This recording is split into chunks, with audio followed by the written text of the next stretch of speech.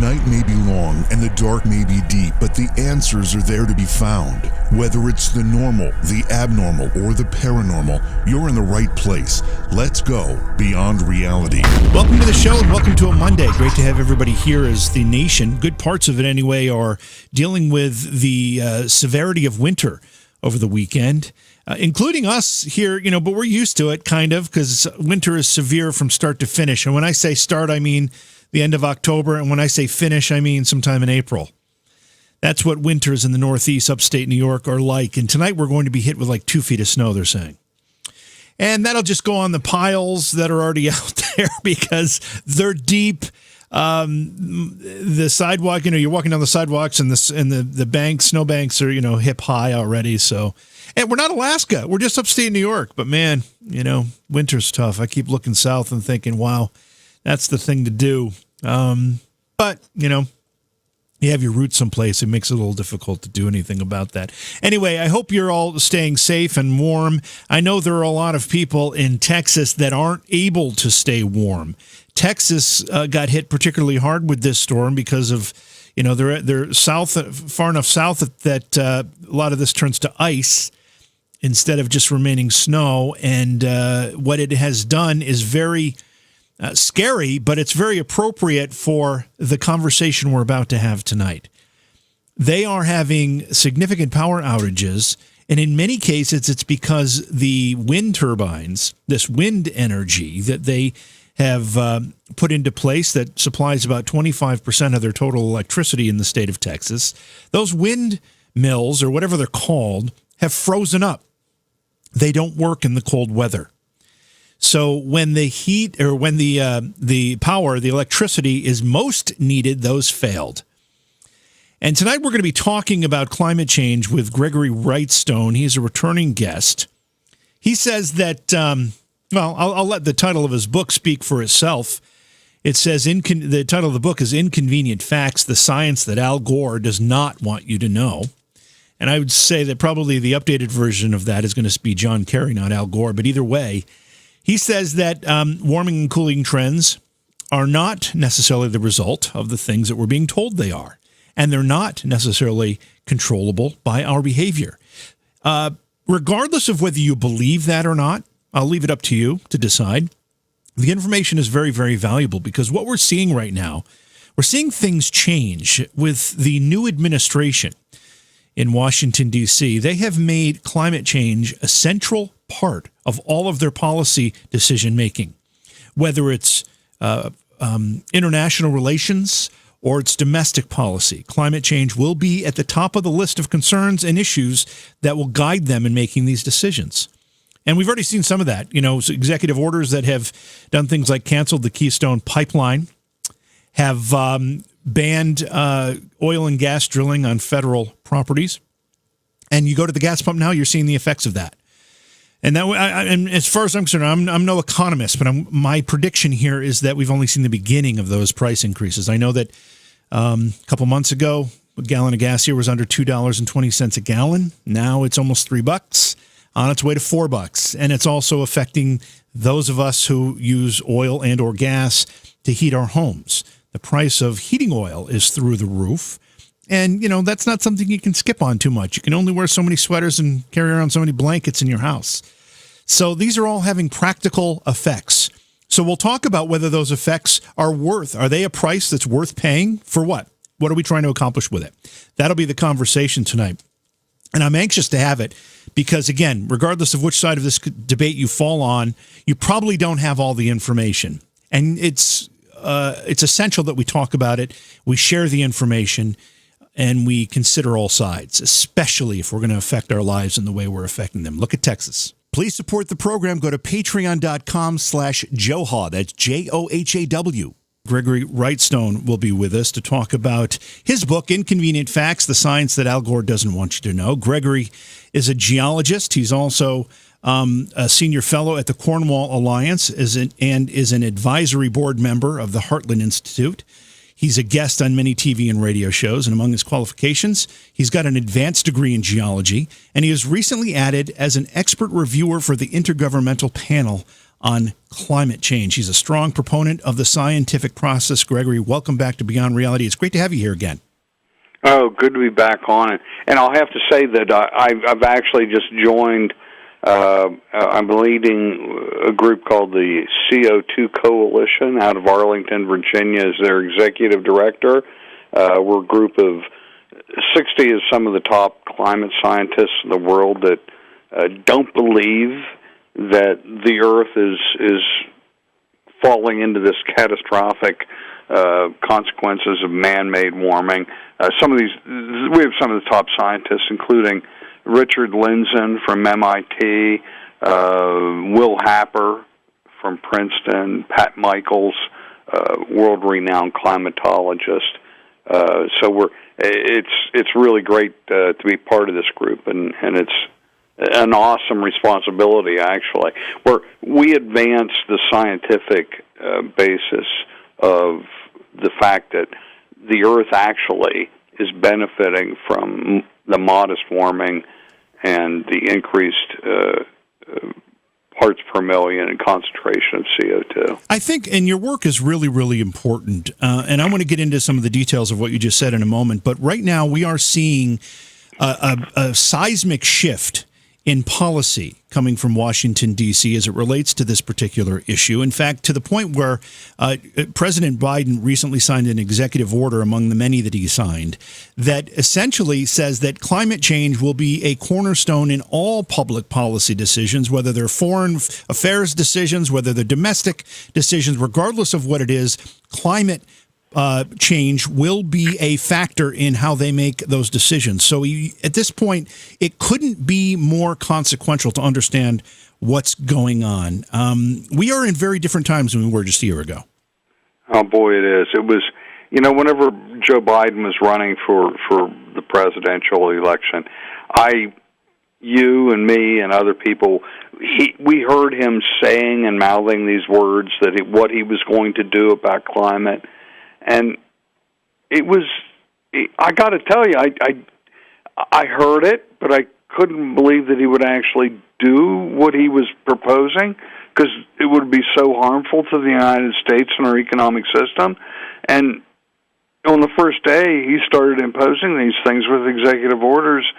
These are really impactful and harmful things that he's imposing on the United States. These are things that will be consequential for us for decades to come, and not in a good way. This we see on the first day he rejected the permit for the XL pipeline, which would bring 830,000 barrels a day of oil down from Canada from the Alberta tar sands project into the United States. And let's be sure he did it because he said he wanted to prevent that oil being used in the United States. Well, it's going to come here anyhow. It's just going to come on rail. It was going to come through pipeline, which is much more efficient and is the safest form of transportation. And cleaner. And cleaner.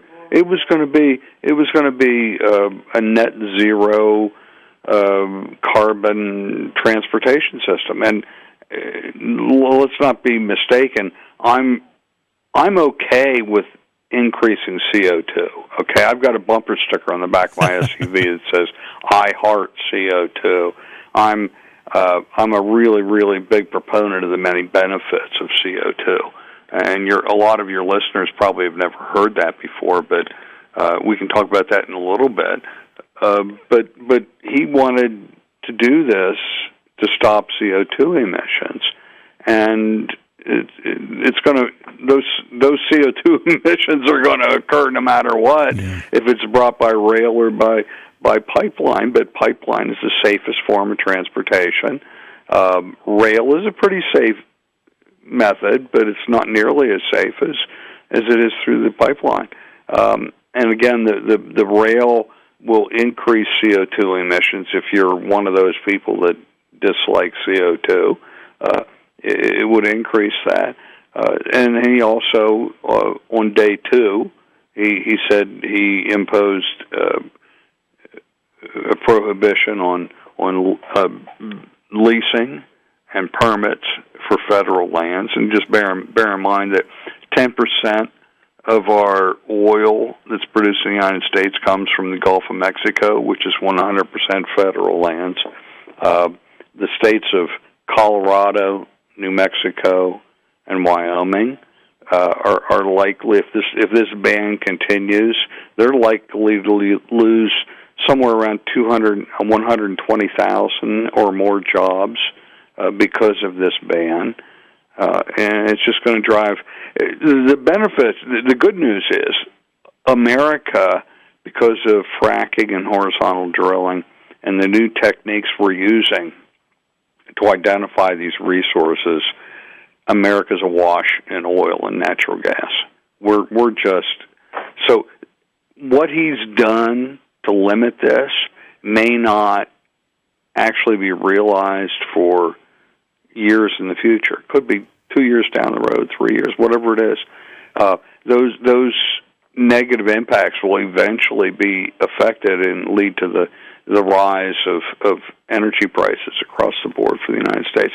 But before we get there, what we're going to see is that the United States, and under the Biden administration's plans and the Green New Deal, their objective, and it won't be just by regulation and doing the things he's done right now, it'll be by increasing carbon taxation and other means of imposing burdens on fossil fuels. Their intention is to increase energy prices from everything from fossil fuels, from coal, oil, and natural gas. Yeah, somebody asked me the other day about, you go to the gas pump and gas is up like 35% in price just in the last couple months. I know the cost to heat a home with fuel oil is significantly higher than it was because I heat my home with fuel oil. But somebody asked me about those prices, and I said, I think it's intentional. I think this is not that they intended necessarily to raise the price, but they intended to have prices go up because it makes alternative fuels look more attractive at that point. Yeah, this is the goal. This is what they want to do. This is what their goal is to increase the cost of gasoline, diesel, and any electricity that's generated by coal or natural gas. They want to do that. That is their stated goal. They don't say it out loud. They don't say, "Well, we're going to increase tax. We're going to increase energy for everybody." But that's what they want to do. That is their goal: is to increase fossil fuel powered energy, whether it's liquids with gasoline and diesel, or is it with electricity from coal and natural gas. They want to increase significantly, and it might be fourfold or fivefold what it is today. Wow. To everyone that's listening tonight. And the reason they want to do this, they want to drive people to those non-fossil fuel-fired energy sources. Let me read you a headline here that just crossed most networks within the last few hours. The headline is, Texas electric grid operator says frozen wind turbines are hampering state's power output. There are people freezing in Texas right now because they can't get power to heat their homes. Texas made a conscious decision to try to implement some of these green energy ideas, one of them being massive wind farms, wind electricity generation farms in the western part of the state. And I think the figure is like 25% of their electricity comes from these wind farms. And now these wind turbines are frozen solid, stiff, they can't move, and people can't get power. And this is a life-threatening situation. It's not just life-threatening, but it really impacts, what they're going to be paying, actually. Mm-hmm. But yes, there are people right now that are in their cars and their SUVs and their trucks in Texas, staying warm because they can't heat their homes. And the cost this morning peaked at $9,000 per kilowatt hour. Now, bear in mind that $100 is normally thought to be pretty high. $9,000 per kilowatt hour. this morning. It just peaked. Wow. And it was what we have here is you're right, about 25% of their system was reliant at times on wind energy. Now, bear in mind too, they have a large solar component. And what's interesting about this, it's not interesting, it's frightening. Solar across most of North America and the United States goes to close to zero during the winter months because for a number of reasons. It's much shorter hours of operation that the sun can hit, and there's also that the sun is much lower in the horizon, so it has to go through all that atmosphere, so it's become less effective. And one of the articles I'm looking at here, they're peddling as quick as they can to try and say, well, it's not solar, it's not wind, it's not the renewables that are leading to blackouts in Texas. It's actually this article I'm reading right now is they're saying, well, we had a major component of our other components of natural gas that have been declining. Well, yes. I came from the natural gas business, and when it does get cold, sometimes things freeze up. I just looked at the natural gas component for the Texas energy grid. It's actually increased significantly.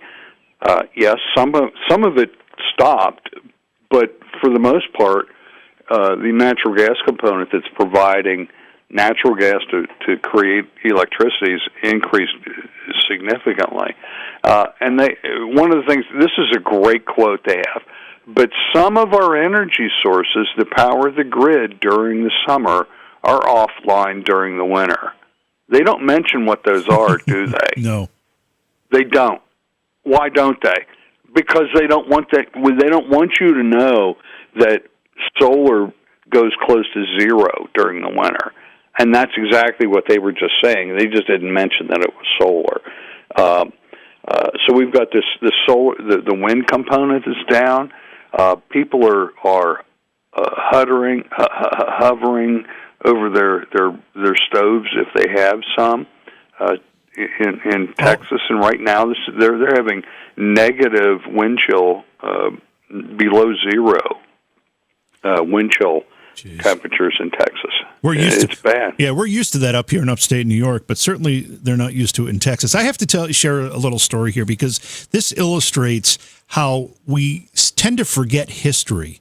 I haven't forgotten this, but there are a lot of people that weren't alive that listened to this program or are making policy decisions at this point that did not live through the 1970s. I was a little kid in the mid-70s, and my parents bought a house to renovate. It was a very modest home, and they had to do the work themselves, and they did.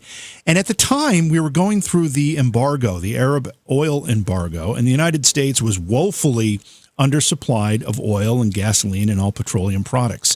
So my parents made the decision at the time to put in electric baseboard heat into this home they were renovating. They did that, and shortly, and because that's what everybody was told to do, that's kind of what the thing was. And shortly after that, they found that the price of electricity went up so high they couldn't heat the house. And you know, it just demonstrates that when you ignore the realities of supply and demand, that you can get bitten in the butt. And that's what happened to my family. And it was a very painful process. Yeah, it was, and you're right. The late 70s, we went through a painfully cold period. We'd gone through a cooling period from the mid 40s until the late 70s, about 30 years of cooling. And it's interesting. We're told that carbon dioxide, CO2, is driving catastrophic levels of warming. That we've never seen warming like this in thousands of years, and it's due to our man's increase of CO2. Yet our increase in CO2 really started, the big boom of it started in the post-World War II era, and just after that, after this boom, and the increase in CO2 in the mid 20th century, we saw as it was warm, as we were increasing CO2, temperatures started dropping, and dropping significantly. Well, it was completely opposite of what we're being told, isn't it? And we're increasing CO2, temperatures dropping, and we saw that there were a lot of stories in the 70s, the late 1970s, of us going into the next ice age. But yet again, CO2 was increasing. Now, thankfully, we got out of that cooling trend and we started warming again. And I say thankfully because I'm a big proponent of the benefits of modest warming and increasing CO2. Both of those two things combined are leading to beneficial effects of the Earth's ecosystems and humanity, and we need to celebrate that. We can look back through Earth's history and human history to find that other warming periods over the last 5,000 or 6,000 years, each of the last 3 warming periods that were warmer than we are today, showed that civilization benefited, humanity benefited, Earth's ecosystems benefited, and it was the cooling periods between each one of those that were horrific that led to crop loss, famine, and pestilence and mass depopulation. Just completely opposite of what we're being told today. If you created a graph of Earth's temperatures and you started with the Ice Age 10,000 years ago, plotted a point, and then you plotted today's temperature, you'd see a constant. It'd be up because obviously the Ice Age was much cooler than it is now. But the truth is that Earth's temperature has fluctuated since Earth was created, however that was, up, down, up and down, and we are by no means in an extreme, from what I understand, in either way. Oh, not at all. I don't like. I like particularly to use the 10,000 years since the last ice age, because that's a better correlation to what we're in right now. Mm-hmm. Because actually, our temperatures over the last 10,000 years and what we're in right now are some of the lowest in Earth's history over the last, let's say, 600 or 800 million years of Earth's history. We're actually in very, very low temperatures, and when we talk about carbon dioxide, our carbon dioxide levels are extremely low compared to Earth's history, and we're a little over 400 parts per million of carbon dioxide. Over Earth's history, we've seen that it's averaged 2,600 parts per million. That's 6.5 times what we are today. Right. So we're actually CO2 impoverished. We don't have too low of levels of CO2. We're actually in some of the lowest levels of carbon dioxide. Let's get into what that means here just a second, but I want to point out one more thing. Again, we opened this program talking about some major policy initiatives that the Biden administration is taking that will affect us. It'll affect our wallets. It'll affect our way of life. It'll affect jobs. It'll affect our relationships with nations around the world. That is happening. That is the price we're paying. You may say it's worth the results are worth the price, or you may say they're not worth the price. But let's understand what the price is. Now let's talk about what we're trying to accomplish here. The culprit, according to these folks, is CO2. Explain to us what their position is about CO2. Yeah, CO2 to them is the demon molecule. It's the demon molecule that's driving unusual and unprecedented warming because it's a greenhouse gas and it's increasing significantly. I view it as the miracle molecule. It's the molecule that's causing life to thrive on the Earth. What we're seeing because of the modest warming, and we're in a warming trend. There's no doubt. Starting when, that. Greg? When did the warming trend start? Well, we can actually date it back to the late 17th century. Actually, the year 1695 was the coldest part of what was called the Little Ice Age. This was a horrific period. Again, you heard me talk about how the cooling periods were really, really, really bad.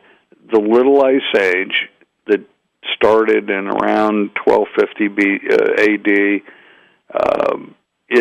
it peaked in its coldness in the late 17th century, around the late 1600s. It was horrific. We saw crop failure, famine, pestilence, and mass depopulation. A third of the population, at least of the northern hemisphere, perished during that time. Half the population of Iceland perished, and of course everyone knows about the story of the Vikings, whose demise is well noted from Greenland. They just disappeared. We don't really know what happened, but it got cold, and we never heard from them again. And so this warming period that we're in started over 300 years ago, long before we started adding man-made CO2 to the atmosphere. It was a naturally driven occurrence. It was thankfully and blessedly an event that occurred, and we're benefiting from it to this day by every metric we look at. And that's the big takeaway from my first book, which is Inconvenient Facts. And I'll just kind of do a fist pump in the air right now, because the book Inconvenient Facts was just recently back as #1 bestseller in a couple of categories last week. Oh, congratulations! That's great. Yeah, it's incredible. A book that's published 2 years ago. Is that because of what's happening? Is that because of these policies, and people are trying to understand if this is necessary? It is. I wrote the book. We're going a little bit, but I wrote the book. I didn't set out to write a best-selling book on climate change. I set out to seek the truth. Right. I knew as a geologist some of the things we were being told about climate change were just incorrect. And I suspected other things were. And so this search for the truth led to the writing of this book. I said, oh my God, look, just one thing after another that I found that we were being told, oh, this is a fact. And I looked into it, and it was like, no, it's not a fact. The science, the facts, and the data tell us no. And, forest fires, hurricanes, tornadoes, just one thing after another, what we're being told by these supposed scientists and experts were just wrong. And it was it's really I've adapted this as my mission to tell the accurate facts about this. And it saddens me that we have this great scientific malfeasance that's going on. Greg, are they incompetent, or are they intentionally lying? No. Or are they misinterpreting data? What of the three? It's got to be one of those three things. One of them. Or what you're asking me is, why are they lying to us? Okay, right? So that's what you're asking. Are you saying are you suggesting that they know that they're being manipulating data or being inaccurate? I know I don't want to put you into a corner here. Yeah. Okay. Well, I'll tell you this. I'm asked this a lot. Okay. And I put this back on the people that ask me.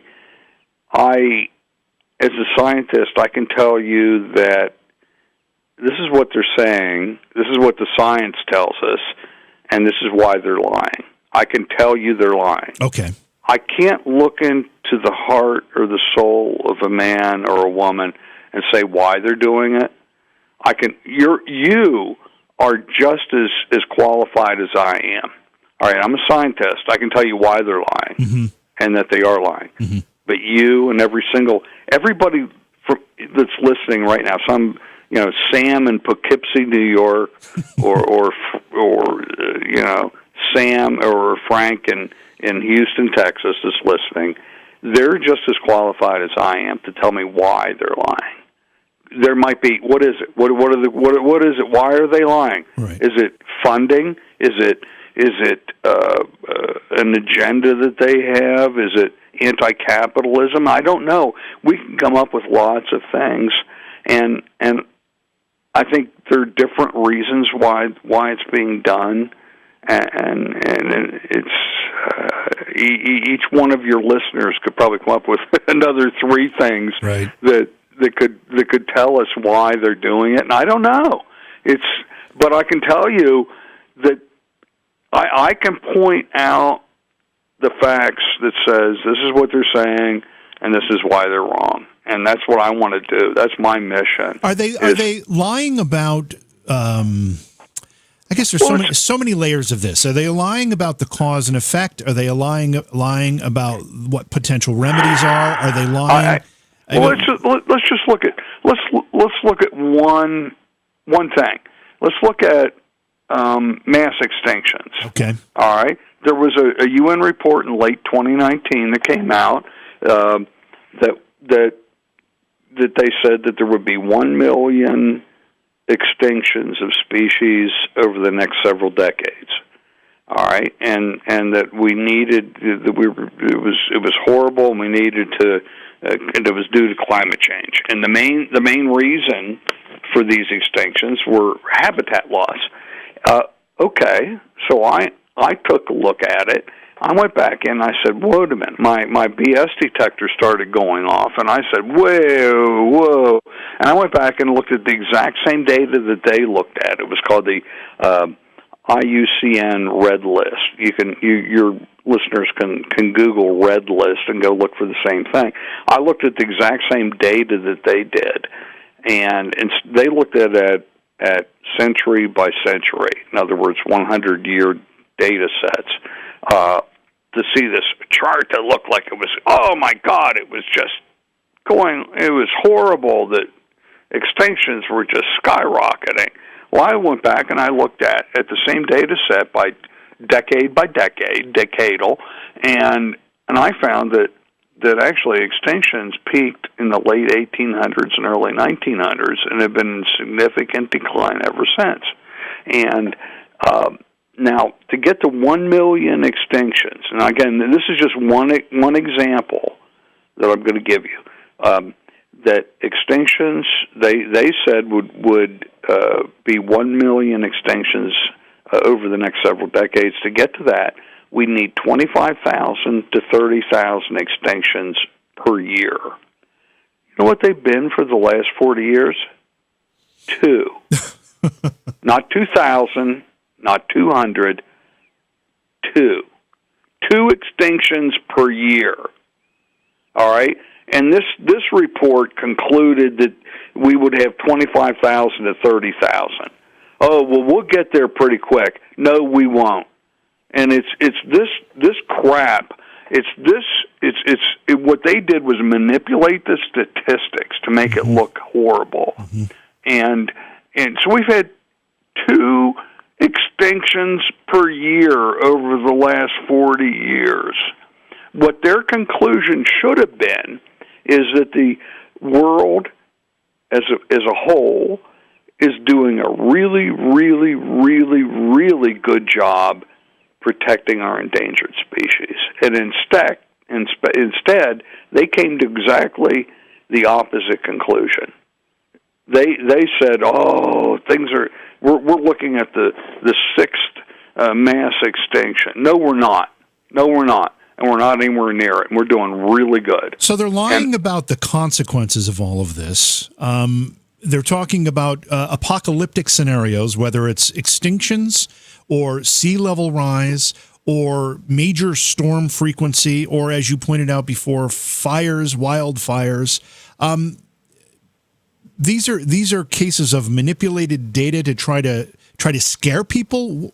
I know you said you couldn't really look at motivations, but what the heck? Why? Well, if you just look at the last National Climate Assessment, the 4th AR4, is their big thing they pointed at was forest fires, right, and how they're increasing. Right. And their chart that they included was area burned, and it was, they showed this skyrocketing number of area burned in the lower 48.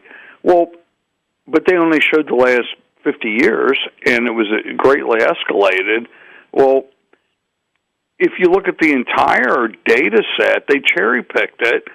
If you look at the whole data set going back to the early 1900s, you'll see that actually the area burned in the United States is about 20 or 25% of what it was 80 or 100 years ago. We're actually have significantly less area burned in the United States today than we did then.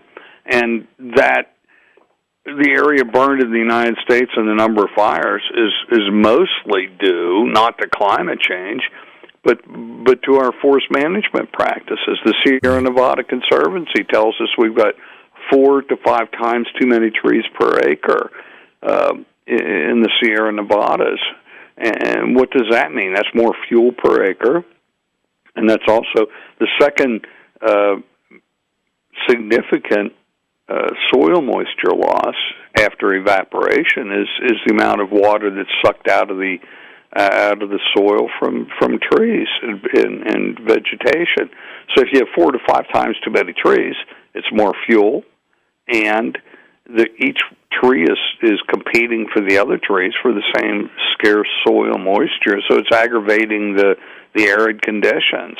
If you look at back pictures of the early settlers in the 1800s, you had large grasslands separated by stands of trees, and these trees, if you look at these early pictures, the limbs on the trees, the first limbs were maybe 20 feet, 30 feet off the ground, because they had these regular wildfires that every year would go through. And it was a grassland fire, so it was low intensity.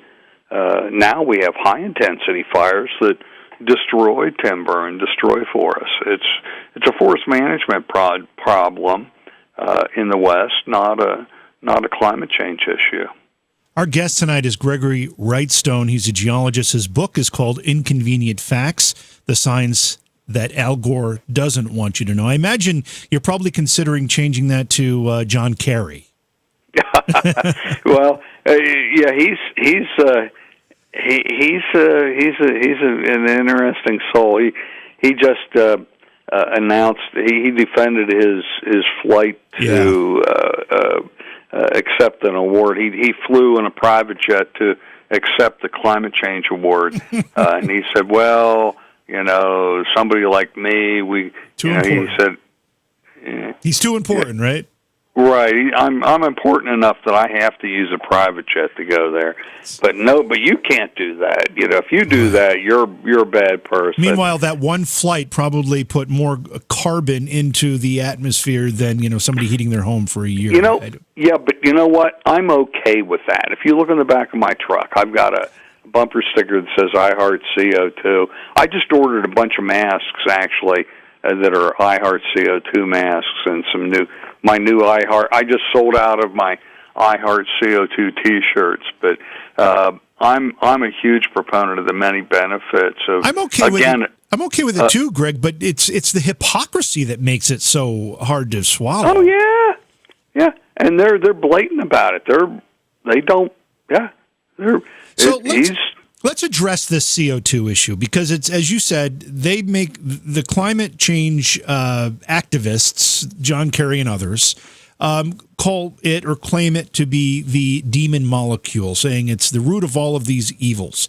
But you're saying actually just the opposite. CO2 has Absolutely. A very beneficial effect. Yep. Let's talk about that point of view for a minute. What's the beneficial effect of CO2 in the atmosphere? Oh my, it's when we say it's plant food, it really is. It benefits. There's a reason. I just looked this morning. They're talking about in Colorado. They're teaming up breweries that the breweries generate CO2. So they're all aghast. Oh my God, we're brewing beer and it's harming the climate because we're adding CO2. So what they're doing is pumping their CO2 directly from their breweries into marijuana greenhouses that are next door to benefit. And a lot of greenhouses, they have CO2 generation systems. They have tanks of CO2 that they use, and it benefits the growth of the plants in their greenhouses. We're seeing this worldwide. If your listeners want to Google two words, just Google NASA and greening, and you'll find out the many benefits that CO2 increases have had on the Earth's surface. According to NASA, up to 50% of the Earth's surface is what they call greening. In other words, vegetation's increasing. Less than 4% of the Earth's surface is what they call browning or loss of vegetation. That's a really, really, really good trade-off. I'll take that any day of the week. The Earth's we're seeing, because of CO2 increases and a modest increase in temperature, we're seeing actually a decrease in the area of deserts. Deserts are shrinking, not expanding. We're seeing the dry areas becoming populated with grasslands. We see things. Probably the best example is the southern Sahara, the Sahel. It's called the Sahel. Is turning into a lush grassland. It was a desert, arid desert. No one's lived there for hundreds, maybe 1,000 years. People are moving back in there and planting crops in this area. That's a good thing. We're seeing it in China, India, and Australia, this greening of the earth. And I call it the biggest untold story of the late 20th and early 21st century, is this greening of the earth and the prospering of the earth. And it's because of a combination of warming temperatures and increased CO2. It's just opposite of what we're being told. And nobody's telling us this. You've not heard this. Your listeners haven't heard this. Right. That's right. I just want to ask, you mentioned a couple times modest increase in temperatures. What are those increases? What are we seeing as an increase? I've seen something like a 0.5 degree Celsius. Well, over the last 100 or so, it's been on the order of 0.8 or 1 degree Celsius, which is maybe 1.5 degrees over the last, since the beginning of the 20th century, which is, it doesn't sound like a lot, but in the big scheme of things, these things mean a lot, because these changes of temperature can lead to increases or decreases in glaciation, advances or retreats of glaciers, increase of sea level. And sea level is increasing slowly. It's been about 8 inches or so, or 9 inches in the last 100 years, which is barely imperceptible when you look at the sea level. So this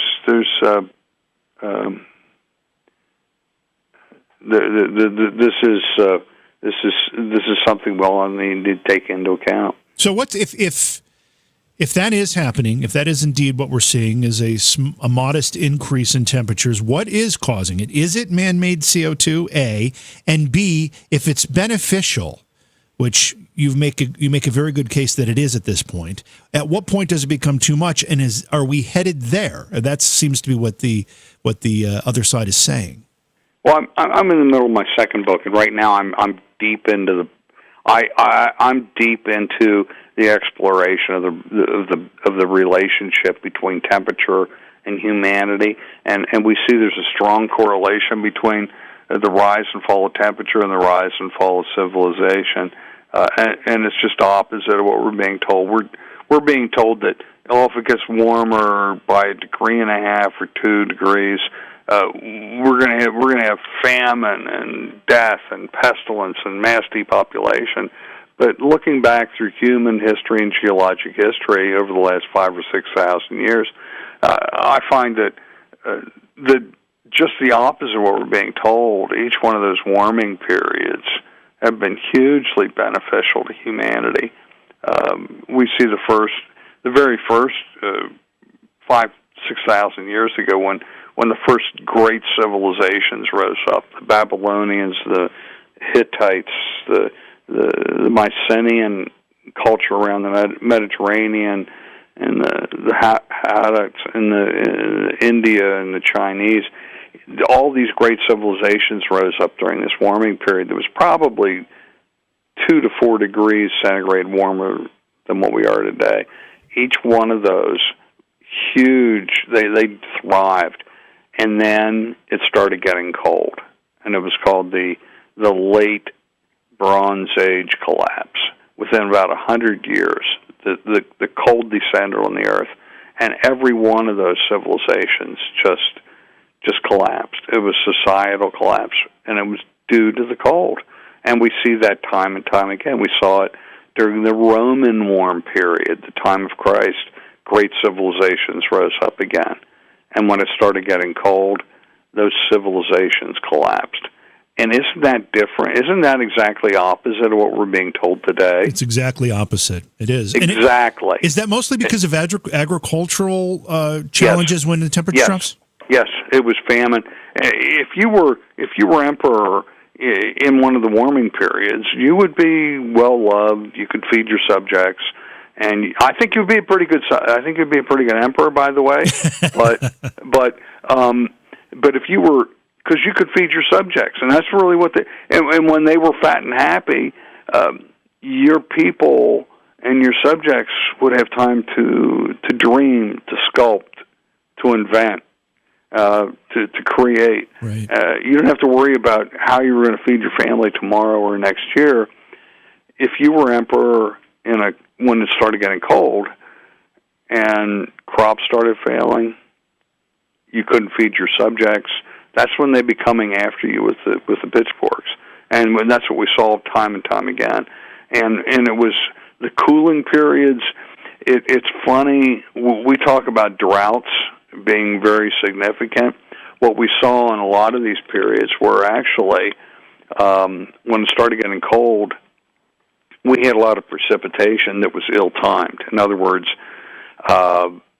it rained and rained and rained, and they couldn't plant the crops. Mm-hmm. They couldn't harvest them. They rotted in the fields, and this went on year after year after year.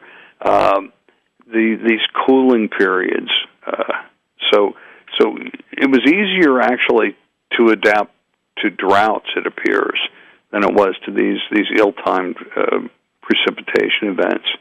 And these were for the most part, these people they could survive maybe one bad year, but not two. We're going to see the same problems coming up in the future in the next cold period we get. Now, I'm not saying we're going to go into another ice age.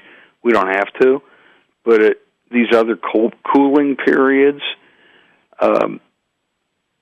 we won't be affected as bad as the other civilizations in the past.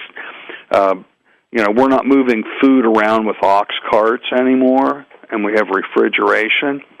But it's still going to be bad. It's still going to be bad. We can't prevent crop loss. What's the primary driver of these cycles? Is it the sun activity? Is it something in the atmosphere? Is it CO2 itself? CO2 is a minor driver of temperature, in my opinion, and that of the CO2 coalition. We believe that yes, CO2 has a modest warming effect on the atmosphere, but the main drivers are those same natural forces that have been driving it since the dawn of time. I'm not sure what we can do. So we're talking about things like the sun. We're talking about volcanic activity too, right? Doesn't volcanic activity on the Earth, if we have a particularly active volcanic cycle, that'll put some debris into the air and block out some sunlight? That's one of the big people that talk about this. Volcanoes really big volcanoes can have a cooling effect on the Earth. And that's quick, and it lasts for a couple of years, and then it kind of goes away. Yes. There are other people. There's just bad information out there about how volcanoes are the main driver of CO2. That's just false. Volcanoes provide a very, very insignificant, well, not insignificant, but maybe 5% of CO2 in the atmosphere of what we see today. Most of the CO2 increase we've seen over the last 100 years has been from burning of fossil fuels, and I'm okay with that. Okay with that because I like CO2. I think it's beneficial, and your listeners should also be okay with increasing CO2 because we're actually CO2 impoverished compared to most of Earth's history. We're at some of the lowest CO2 levels ever in all of Earth's history, and we nearly got at the end of the last ice age. We got to 180 parts per million of CO2, which was a dangerously low level. And why was it dangerous? Because at 150 parts per million, that's what I call the line of death. That's the minimum threshold for plant life to survive on this Earth. Well, we nearly got there. Now, if we got there, that would have been a true climate planetary apocalypse if we got below that. And we nearly got there. And it's because Earth has been naturally sequestering CO2 in its sediments. As limestone is created with coral reefs and whatever, they're incorporating CO2 in the rocks. We're liberating that naturally sequestered CO2 now by burning fossil fuels, and that's a good thing. One of the things that we've learned over the past year, Greg, we've watched governments respond to the COVID pandemic in a way that probably 2 years ago we would have said was impossible. Lockdowns, shutdowns, restrictions, regulations, they continue almost a year along here. And one of the things that scared me right away, first of all, I'm one of these people that gets concerned when the government oversteps and overreaches. But I got even more concerned when I started hearing this mantra of, we have to respect the science. But I recognized very early on there were many differing opinions from the scientific community about many of these issues. But I saw this as a way that this would ultimately lead to restrictions because of climate change. Do you fear any of that? Oh, yeah, you're very perceptive. This is what we're leading to. This is just an entree, what we've seen with the COVID restrictions. Yeah. They're leading now into climate change restrictions that could be very, very similar, economically destructive. It's what we want to do.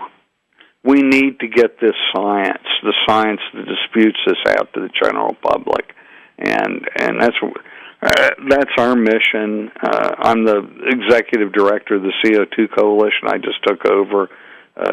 You could learn more about what we have to say about CO2 at co2coalition.org, and it's our mission to provide this information about CO2 and its many benefits, and we're trying to dispel all this nonsense that we're hearing about climate change. Well, you're seeing what I saw happening was they floated these restrictions, they floated these ideas, they claimed it was, we had to listen to the science, we've got to follow the science, and there was no pushback, no meaningful pushback, and they just got more brazen and more emboldened by that.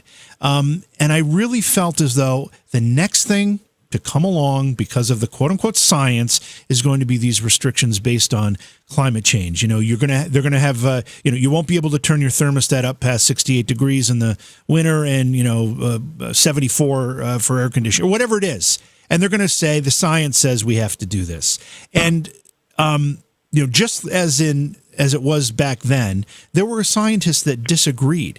But now the president has created or reestablished this presidential commission on scientific whatever. I don't even know what the name of it is. I've got it written down here somewhere, where he has going to have advisors, kind of outlining these policies. Are these scientists going to be from the spectrum of scientific opinion, or are they going to be of all one mind?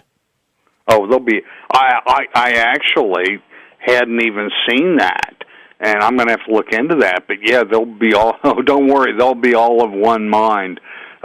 You've got to get your mind right if you're going to be part of that group. Yeah, it's called the President's Council of Advisors on Science and Technology. Yeah, I'm going to have to look at that. No, I've not. You're informing me of that, so I'm going to have to look into that. I've not heard of that. That's scary. We've seen that people I know that I'm close with have been shunted out of academia. They've been excluded. I just talked to a professor, well-known professor that was in the Trump administration. That's just we talked the other day. He's just so disheartened. He says, "I'm getting out of this. I'm resigning. I can't take it anymore." They're forced. Well, part of it was they were forcing him into this indoctrination campaign of. It wasn't about climate, but it was about gender studies. Oh, geez, yeah. And just everything. And he says, "I can't take it. I'm getting out." So yes, there will be no one accepted in those that has anything to say that disputes this notion of man-made catastrophic warming. One other thing that is a big red warning light that we've seen over the last year. Again, this 2020 was quite a learning experience for a lot of reasons. But we found that anyone who had any kind of opinion that may have varied from the official line coming from governmental organizations, whether it was the World Health Organization or it was the CDC or National Institute of Health, whatever it was, if you dissented, if you disagreed, you were in many cases silenced. You were either your posts or your comments would be taken offline in social media, your YouTube channel would be shut down or demonetized or restricted in some shadow banned, I guess is the word, or in some cases you would be fired from a media organization if you wrote an opinion that was dissenting in any way. Does that bother you, and has it happened to you, Greg? Oh yes, it has. The CO2 Coalition. Again, I'm the executive director. Just last year, we were attacked. We had 6 senators, including Elizabeth Warren and Sheldon Whitehouse. There's a genius in. I don't have a lot. Excuse me? I was being sarcastic about Elizabeth Warren. I don't have a lot of respect for Elizabeth Warren. No, neither do I. But they wrote a letter to Zuckerberg, demanding that he take down our Facebook page. We also had another one from another demand to Zuckerberg for Facebook from Stacey Abrams, Tom Steyer, and 18 other radical environmental groups demanding that they take down our Facebook page. And silence us. My own Inconvenient Facts app. I rolled it out. I've got a smartphone app shows all 60 inconvenient facts. Now you can't find it right now. Hopefully it'll be back in a week. It's not anything nefarious, but I rolled it out and announced it on the Glenn Beck show. Went down to Dallas, Texas. Glenn loves it. 2 days later, Apple removed it from the App Store, and because we had 16,000 downloads immediately after our Glenn Beck interview, and Apple removed it. They said it lacked compelling content. Really? Wow. Really? And if you would look at the other iPhone apps on climate change. I've seen plenty of apps that have no compelling content, but they're there. Right. But these other ones that were on climate change, they look like failed middle school science fair projects. And ours was a state-of-the-art one. But I talked to my friends at the Heritage Foundation, and they promoted it on the Daily Signal the next day as the lead article. It was picked up at Drudge as their lead article, and it just led to a media. I was on Laura Ingraham that night, One American News. It was a huge, and the book got to number one bestseller in umpteen categories, and it was it was the best thing that happened for me for the book. Right. And it's kind of funny. My app developer said, "Greg, I think I have an answer. I think I can get this back up." And I said, "No, don't do that. Whatever you do, don't do it. We're going to ride this thing as long as we can." But we ended up. His idea was that we would use. Now, the other thing they said was that, not only does it lack compelling content, it could be used as a web-based app. It doesn't include the iPhone capabilities. So he says, if we use something with the phone. So my daughter suggested, so what we did was we incorporated, if you use the iPhone to take a picture, we would put a banner at the bottom that says "I Heart CO2," and we submitted that, and they said, "Okay, you can go." So now you can take a picture of your loved one and have at the bottom it says "I Heart CO2." So it's that. Anyhow, that's my story, but of banning with Apple. Yeah, if they are so certain that what they say is true, it seems as though they would welcome the discussion and the debate, and they would engage in vigorous debate, not try to silence or bully or protest or boycott or all the other things they do to people who have an opinion that disagrees with them. If they are so confident that, what are they saying, 9 years? We have 9 years left or something like that? Yeah. If they are so confident that's true, it seems as though they would recognize that they would be basically undefeatable in a debate. But they don't want to debate. Why is that? Well, because they don't want our voices out there. Yes, you're exactly right. They do not want. They don't want people to hear what I have to say, because I present common sense and I present a rational opinion that people go, "Oh yeah, okay, that's good." Yeah. I have had a few instances recently. I debated an alarmist professor at Cornell University in Ithaca, New York. I've been in panel discussions. I welcome that. We reach out. They don't want to debate because that gives us legitimacy, and they don't want to provide that. They don't want to provide legitimacy when there is a debate, Greg, when there is a debate, whether it's one that you're involved or one that you've observed,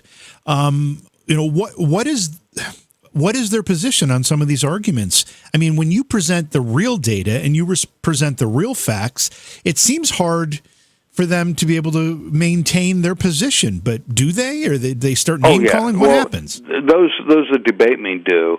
But for example, at Ithaca, at Cornell University, when I was there, I was ridiculed and people laughed at me when I first got up. And it was an official debate in the forensics class. There were close to 200 students in the room. There were only the students from the forensics class invited. So this wasn't a big publicized thing. Mm-hmm. It was really interesting, and And it was pretty clear that virtually everybody there was opposed to what I was saying. There were, some hardcore conservative students there there might have been 15 or 20, I don't know. But we went through, and there were people. They went through at the end of the presentation. A lot of people came up to me and they said, "I've never heard what you were saying." And what I did was, at the end of the presentation, I said, I was there with my brother, and we had books. I had 250 books, and I said, everyone that wants a book, I'm going to give you a free book and sign it. But the deal was, if you're going to accept this book, you have to read it. And it's my book, Inconvenient Facts. And we gave out, I think we gave out 80 or 85 books from all those people. And these people, and I had a great conversation with all the students that came up that were actually very complimentary in what they were saying to me. And they said, I've never heard this. You presented well, and what you had to say was something we need to think about. Well, we're out of time, Greg, but you're doing fantastic work, and thank you for not only doing it, but being brave enough to talk about it in this particular culture where, you're attacked, you're bullied, you're banned, and you can't even have an honest debate without, having to watch your back anymore. But you're brave enough to do it for us, so we appreciate it. If someone is listening to this, and again, we started the program talking about real significant policy decisions that are being made in Washington and at the state level and maybe even the local level based on this topic that are going to affect our pocketbooks and the way we live. So we need to pay attention to this. So if someone is listening right now that feels as though either they want more information, maybe they want to read about the other side, maybe they want to, still haven't made their mind up, or they feel as though, yes, this is something that we're being, we're not being told the truth about, and how can I get involved? Regardless of what it is, Greg, how can people become a little more active on this topic? Well, you could go to, again, the CO2coalition.org would be a great place to start. If you want to be involved, we're the tip of the spear in terms of science. We're a science-based organization. Or go to inconvenientfacts.xyz is my website for the book. But CO2coalition.org, we're striving hard to provide this information to the public. And is there any reason for people to fear? Is there anything to be afraid of here? No, welcome. I say, welcome the warmth. Fear the cold. I'm with you, Greg. Hey, this is the second time you've been on the show, and it was just as great this time as it was the first. So thank you so much for being here and walking us through much of this. And keep in touch with us, because I want to hear more about your work as it continues. Thank you.